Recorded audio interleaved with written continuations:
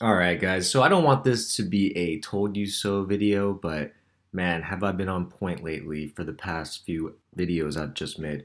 So $2.14, I'll be real guys, when it was a green day, I did not want to make this video. Making money definitely makes you lazy, especially a lot of money with not that much movement. Guys, this is just the beginning. So the international reach thing that I keep touching on is going to be a big part of this video. And it's going to be a long drawn out video, so I really hope you guys watch the whole video. It's going to have a lot of information, a lot of videos, a lot of predictions. Just stay tuned. Smash the like button if you guys are enjoying my videos as well. So to continue, we have to go on to more technical analysis. Last video, I went over how the bull flag was breaking out. It's always confusing once it breaks out because it doesn't move too much. You expect like a pop, something incredible to happen, but it kind of just chills there, and chances are it might even retry the resistance. It did do that actually, a little bounce back action, but now it is clearly over the resistance and it's riding the top Bollinger Band. MACD has crossed over and it is making over that zero line. Like I said, it was trying to break through. Now that it is breaking through, I expect some type of ramp up like this scenario, or like this scenario, or like this one. Just a long stretch where it's not going down. Now, the reason why the MACD was performing like this and then the stock price action was kind of flat is because there was so much short pressure on it. And then when a stock is riding against the Bollinger Bands and under the moving average, it's just going to even out. Instead of going up and instead of going down, it's going to be flat because the MACD and the RSI are bullish, as you can see right here. It's kind of hard to understand, but over time you're going to realize that. So now that this has been a bullish reversal, the technicals, the RSI and the MACD, Bollinger Bands, everything is going to be on the bullish side. So when you see a ramp up in MACD or RSI on this end above the neckline, I expect it to not be diverging. It should be correlating and much easier to read now that we have almost breaking through on the end of the right shoulder for the inverse head and shoulders. CGC, they are acting really freaking weird lately. As you can see, they are at the lower part of the MACD. This is a great time to buy, and it lagging right now just gives you more time. I have feels of putting a bunch of money into CGC, but there's just more money to be made elsewhere. That goes for NIO, Tesla, ACB. CGC just isn't the good pick right now due to the news and the international stuff I'm going to go over. I just think Canopy is dropping the ball all because of their beverages. And if their beverages interfere with any type of their operations that are more important, that are needed for scaling, that's going to have it break the support, and we're going to see a lot of downside pressure in the coming weeks. So Canopy better step it up, drop some news, because it's just not looking good for them. Neo, I'm seeing kind of a head and shoulders action. I've been feeling that right now. There's been a lot of head and shoulders in the market lately, and that's due to long trends of downward pressure or upward pressure. For Neo, it is upward pressure. So the left shoulder is forming, the head is forming, and I expect a ramp up to about $5.50, and it may drop downwards. Imagine if this is a huge bubble, but now that I keep looking at it, the 4 hour, this is super bullish, guys. Like the next leg up, it's just going to be great because, it was above the zero line, doing great. But then when it gets back to the zero, this is super strong because it retracted so much, got back to the zero and tested again, and it's a clear bounce, but it only went down to about $3.80. That's not too much damage. The damage control was good. The base was formed, and the next leg up could be a lot higher. Um, it could be $6, like we have been predicting, but in cases like this, you really have to watch out for that right shoulder ending abruptly and then taking a dip to form the right shoulder and then dropping off back over to $2.40. So don't get too zealous over here. Enjoy this nice ramp up and try to scale out and take profits. We should be expecting some big decision making soon. And, there's just certain ways to go around it. Just be prepared for it. So Tesla is just killing it. Went over $900 today. I don't know if my prediction is right at $800, but it definitely broke right through $800. So this chart is looking so crazy. Like the only way to really look at it is the max chart. Now, this all consolidation, I just said that it would double in price, but the hype is on for Tesla. And China really wants their country to go EV. The smog, diseases, it's just, I think the next trend for the next 2 decades is going to be a very healthy China. So the electric vehicle market, by default, because of that movement, is the demand is higher. NIO is feeling it. Tesla's feeling it. NIO's far from profitability and is riding the coattail of Tesla. But, I honestly think this price action is pretty on point. It's not undervalued, it's not overvalued. Like, this is a good place for NIO to be. And, if this next ramp up is really solid, then it might be a little overvalued and need a little correction. But the demand for Tesla is just crazy. I mean, imagine when we actually get numbers from China and seeing how many of these Model 3s and Model Ys. What if they do some crazy Model Y news? Because China, they definitely like the compact SUVs, the smaller size SUVs. It's just more practical. In a place that doesn't have much space, you just need to expand in a vertical direction like SUVs. So the SMH, what did I say about the coronavirus the other day? But yeah, guys, the coronavirus, it dipped and then it ripped. We're basically back to where we started a couple days ago after that coronavirus scare. Obviously, there's going to be worse news, but literally everything just bounced back, dipped, and it's almost back. Should have bought. Let's see what happened here. It dipped, and it is exactly where it started from before the news. Even AMD is back from the coronavirus, and it's almost at $50. But yeah, guys, pretty happy with my calls overall. $2.15, looking pretty good. I'm already up $7,500 on ACB. Now we're going to get to the more informational stuff. Aurora is going to take the lead through international leads. All right.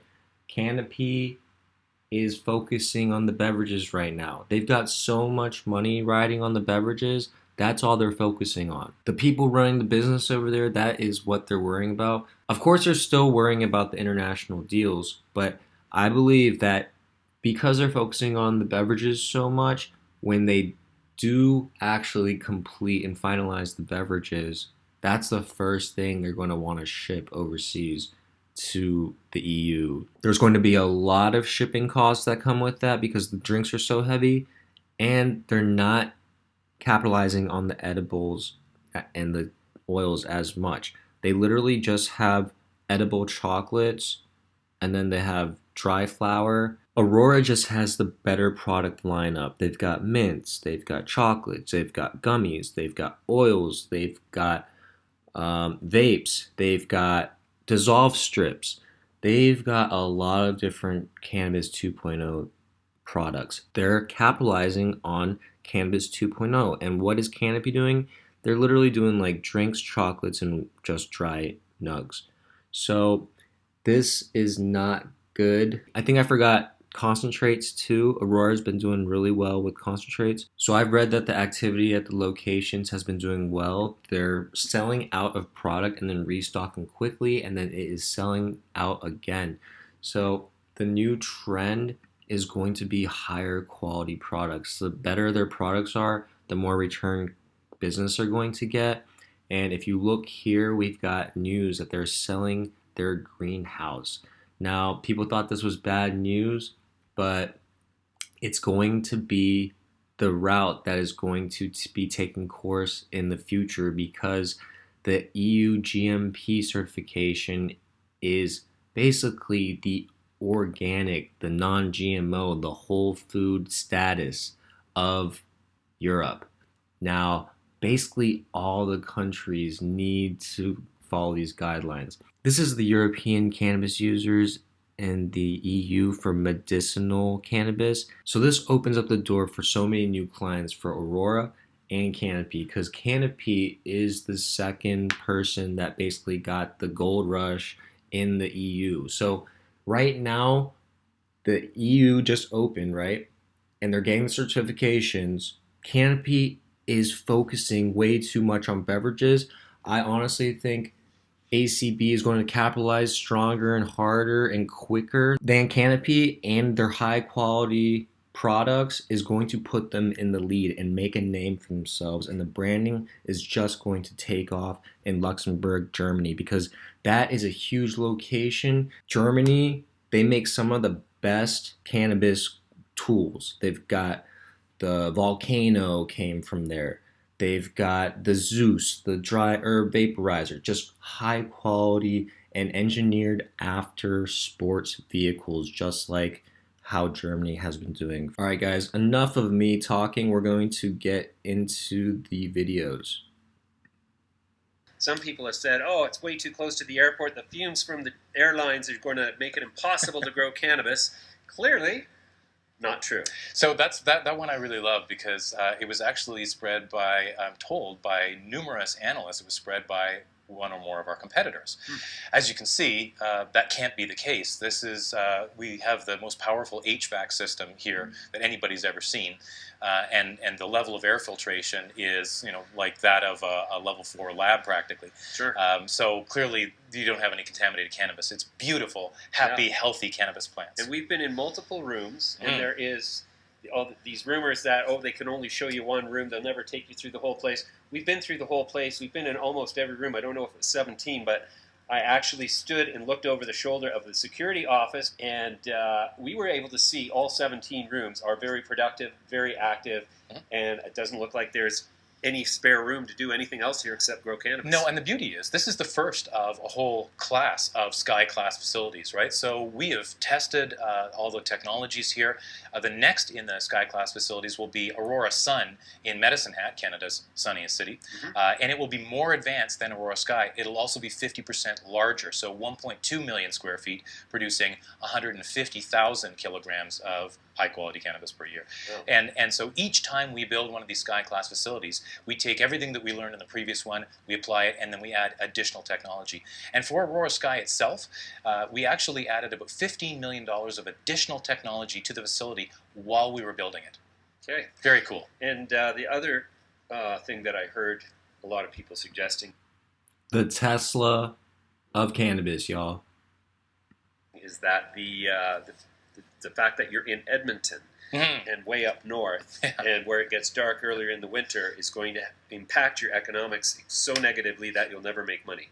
So we could drop one of these Sky Class facilities into an equatorial region. We could drop it into Scandinavia. And oh, by the way, They should be saying weed gigafactory. We can drop a weed gigafactory in Scandinavia, in China.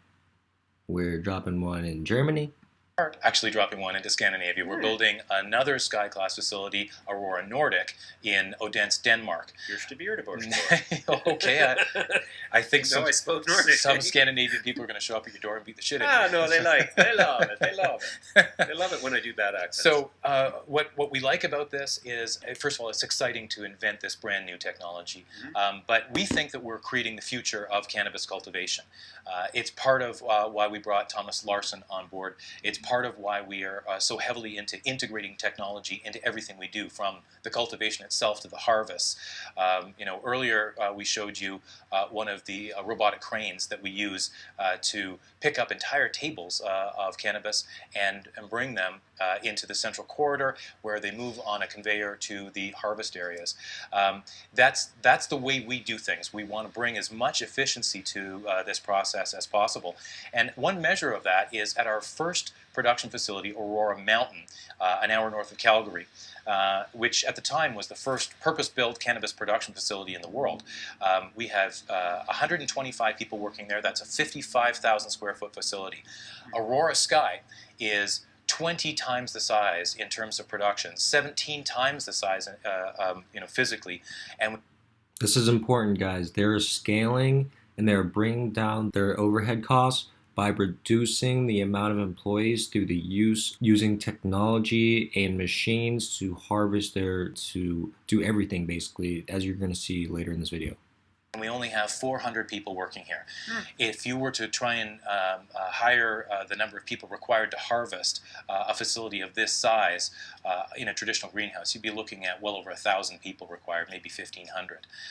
So that's our fetish, if you like, to take cannabis production and improve every aspect of it. So, if you were to start fresh in producing cannabis and processing cannabis, how would you do it optimally? That's what we're trying to do. And it's working great. Okay, so your whole game plan here is to so automate the entire process. The exposure to pathogens and as a result of lots of people is eliminated. The high cost of physical labor is reduced drastically. And what other efficiencies of scale are you realizing by building such monstrous facilities? Well, let's actually go back to one of the things you said. We've taken people out of the cultivation rooms, out of the flower rooms. And if you take a look at the way our rooms are set up, there are no walkways. So that allows us to do a couple of things. One, we reclaim that space as table space or canopy space to actually grow plants. You don't have to have people walking up and down. But the second thing is we remove human beings who are the most common vector for the transmission of contaminants. We remove them from the equation. And that leads us to even greater production efficiency. And we will continue to advance that as much as possible with continuous improvement. What we're going to do is take this globally. And, All right, guys, this is huge. Pay attention. We're already operating in 18 countries worldwide. We have production facilities in Canada and Europe now, and we're also building a mini version of the Sky Class facility for our partner Ken Group in Australia. We can put these facilities anywhere in the world, and that is the beauty of them. What we've done is we've created what I think is the model that is most replicable and scalable on a worldwide basis for consistent cannabis production and economical cannabis production. So these Sky Class facilities are designed to produce cannabis for well under $1 per gram. Well under, cheap as dick. This is a huge operation, very high tech. They are not wasting any space, no walk spaces whatsoever. So we're already an efficient and economical producer. This will create a new standard. Major segment of the market in the Canadian grain market and in the states that have legalized cannabis for consumer use. I think we'll see things like vape pens come onto the market earlier in 2019, and that'll be huge. If you've seen those vape pens, I know you have. I haven't seen. I just don't just look at them. I mean, I've tried them. Well, so they operate well depending on the technology, and they're very discreet. You can stick them in your pocket, your purse. They make nothing but vapor. It's an additional segment to the market that we anticipate being in, and all of these additional segments will be rolling out over the course of 2019. So more production, new product forms, new markets opening up. For us, that's a big one because we are present in Europe in a very big way. A week and a half ago, our senior management team from Canada, we huddled with our European management team in Berlin for a weekend, and we are very excited about what's happening there. Additional markets cascading open. We've got a very, very talented team over there, and I think we're going to keep killing it in Europe, where I think at the moment it's fair to say that we're the market leader. Okay, quick question from a viewer. Boom, that is huge, guys. When I hear Cam Batley say that we are killing it in Europe and we're going to be the market leader, this is from October 2018. Things are coming to fruition. They are getting their EU GMP certifications. They are increasing their international reach by 230%. As you can see in this picture of the map of the EU, this is why they're getting that huge gap up in their production capacity to serve internationally. Aurora River, we just looked at that, it has the capacity to create 28,000. So Aurora is leading the development of medical markets across Europe and around the world. That's what Terry Booth, the CEO, said. The EU GMP certification of our river facility further validates our strategy focused on purpose-built facilities designed and constructed exclusively for production of high-quality pharmaceutical-grade cannabis. This is why they're selling the greenhouses. This is the direction that cannabis is going. Everyone wants high-quality shit. No one wants to smoke cheap brown weed anymore. It's 2020, y'all. We are going indoor only, crazy grow rooms, and guess what Canopy's doing? Look at their shit. Cannabis was evident from the moment we pulled onto the property. It's not surprising. Here, there was 1 million square feet of greenhouse space housing tens of thousands of pot plants that are being grown. Greenhouse. You can't get EU GMP with that. No way. Look at their grow rooms. Controlled. We have to be very hygienic about how we operate. So you want no germs or other bacteria in there. It needs to be very... They don't want germs, but they don't want to follow Aurora'S model, lessening the human activity by half. Instead of 1,000, 1,500 individuals in the rooms, there are about 400 to 500 in a massive facility. So Canopy wants to stay away from germs. Well, they got a lot of people working in there. Sanitary. So everything needs to be very sanitary, everything needs to be clean. We need to be able to track every plant. We need to be able to track all of our movements around the plants. Take you inside this greenhouse to talk about the science behind growing pot and to find out why... Whoa! Look at this. Wasted space. All wasted space. Oh, wow. They're going to replicate these weed gigafactories and just plop them all over the world, you guys. They're all going to look the same, too. And they're all going to use the same sun. They're literally wasting square footage, and they're producing about 2 times less than what they should be due to the setup of their grow. Some are calling the Niagara region Ontario's cannabis country. Whoa.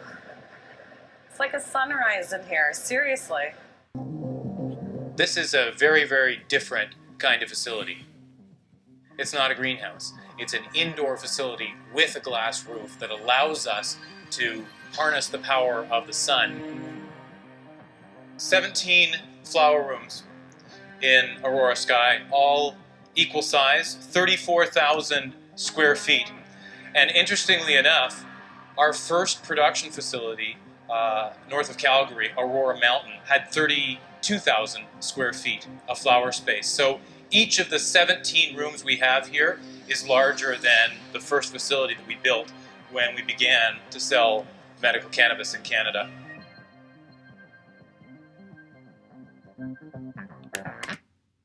Weed gigafactory. So this is the mother room. In the room right now, we've got anywhere from 6,000 to 10,000 mother plants. It's from the mother plants that we take the cuttings and create the clones. We have 30,000 clones in Sky at the moment, covering each of the 8 strains that we're currently growing.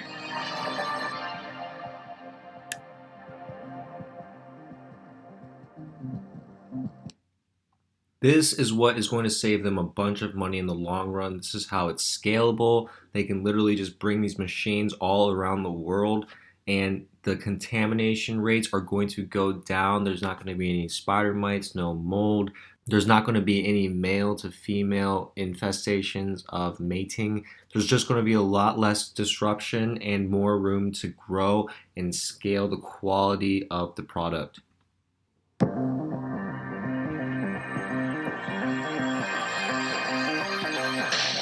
Should we need to inspect any plants, we use exactly the same technology to harvest the plants. So when these beautiful young plants, which are only about a week and a half old, are 8 weeks old, they'll be about this high, and we will use the cranes to pick up the entire tables, take them into the central corridor, deposit them on the conveyor, and the conveyor will take them down 750 meters to the harvest area.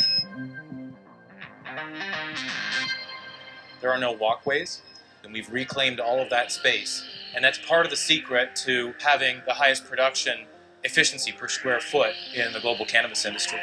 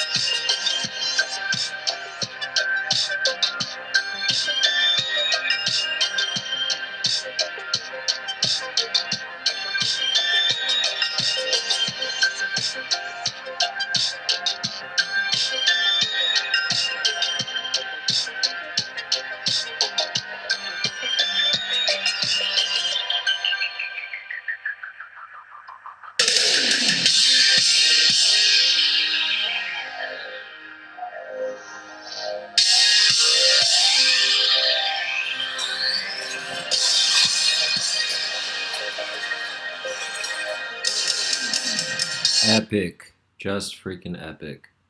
Love that video. Now watch this video. Guys, it is a good time to invest. You got to do your research. People are scared because of dilution, and that's when they increase the amount of shares and the price drops in result. So we're going to watch this video. It's going to help you sleep at night. But don't take any of this as financial advice. This is just my opinion. I think this is going to be useful. Let's get more perspective on the growth strategy. We're joined by Michael Singer, Executive Chairman of Aurora Cannabis. Michael, I guess life is always this way. There's good news, there's bad news. You had a 33% drop in rec cannabis sales to the provinces, although I do see that Jeffries is noting here you don't seem to have had to you don't seem to be booking the product returns and price cuts that have plagued some other companies. That is very true. Hi, Andrew. Nice to be back. I'd like to just take a step back and help you and maybe your viewers understand exactly what we announced last night. As the global cannabis leader, we've made some definitive action, some important steps in positioning Aurora for long-term success. I've never been more confident in that statement than today. We're really focused on a number of things that really positions us in a favorable, Michael, I will have to way. Went a long way in doing that last night. Our near-term desire to reach profitability and our industry-leading sort of gross margins, which are at 58%, which are built off of our lowest cost to produce at 85 cents, will help us really achieve that in the very near term. And we are, in an aggressive way, focused on a U.S. entry strategy. But Michael, the shares down 6% today, another 1 year low. It looks like investors, some of them are running out of patience. No, I think I actually disagree. I think this is a level setting, and I think we're better positioned than our peers, I think, to really succeed going forward. And again, it's driven. I honestly think so. You guys saw that boss-ass video. You guys saw the grow room. You guys saw Canopy's operation. They're using hydroponics, but the setup is just not efficient. They've got square rock wool, and it's just lined up perfectly. Just a sea of green. They're utilizing every square feet that is available to them, using the sunlight with the glass roof and just using the best oxygen. The grow setup for Aurora is just superior, and it's scalable globally. They are going to just pump those out like Oreos pumps out cookies. You know what I'm saying? Just like driven by we're in an evolving market, and an evolving market, when you have high margins and low cost to produce, this really positions us in a unique way to really drive to near-term profitability. And you noted earlier about Cannabis 2.0. We are ready. That is a huge market opportunity for us that we're ready for. And our margins and our low cost to produce are really going to give us an opportunity to maximize that opportunity for our company and our shareholders. But as you know, recreational pot was supposed to be a growth industry. Your rec sales down 33% quarter over quarter. That is true, but we guided that. We in our conference call in September for Q4, we knew there was going to be a backlog of inventory in the provinces, and you highlighted earlier the significant returns that some of our peers have seen. To date, that has not happened to Aurora, and we're very confident of that position that we're in. The other thing is the retail outlets. There aren't enough retail stores in key markets like Ontario. That's changing, and as that changes, and based on our current ranking, we're confident that with the rollout of 2.0, you're going to see Aurora sort of excel from this point forward, and that really. They're going to accelerate from 2.0 because they're getting multiple new streams of income. Now, since they're struggling so hard in Canada, in home, they need to build more stores. Yes, we get that. That's obvious. But the fastest way to improve and scale and get this on the road to a much higher price action is to go global internationally. And the EU GMP certification is opening the doors to that. So they need to expand as soon as possible. Really positions us more favorably than our peers, in my opinion. Before we get into 2.0, and obviously that's a fascinating area, are we in a perfect storm right now? It's been such a rough week for cannabis investors. I mean, a perfect storm, too much supply, meeting not enough stores. It's a level set. I think what you've seen is the market is uncertain as to where it's going from here. And what I could tell you is, again, because of this evolving market and our ability to generate 58% gross margins with this low cost to produce, this positions us very, very favorably to go forward. So our facilities are producing at phenomenal efficiency. We're seeing 20-30% greater yields than we anticipated. And that's why we decided to put the brakes on two key projects. Hold up, 20 to 30% greater yields? That's like free freaking money. They thought they were going to get 30% less. All right. Clearly, their innovation, the 21st century way to grow cannabis is working. They control, optimize every factor that goes into growing the most optimal product that they need. There's nothing worse than being a medical patient needing medicinal marijuana and it's just not working. The CBD is not strong enough. The pain isn't going away. You're still thinking about whatever is causing you issues, that type of thing. So Aurora is positioning itself to conquer the EU because they demand high quality product all across the country or the continent. It's going to be huge, and Aurora is there. They're ready to capitalize. Hopefully you guys enjoyed the video. I said there was going to be a green week this week, and it is Tuesday. So far, so good, guys. Hold on to your positions. Do whatever you want. Swing trade, day trade. Don't take my advice. This is strictly my opinion. Do not want you guys to take this as financial advice. Appreciate y'all for liking the video. It really helps my channel grow a lot faster.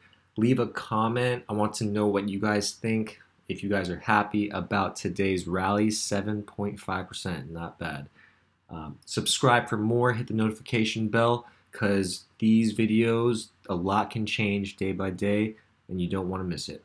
I will see you guys next video. Peace.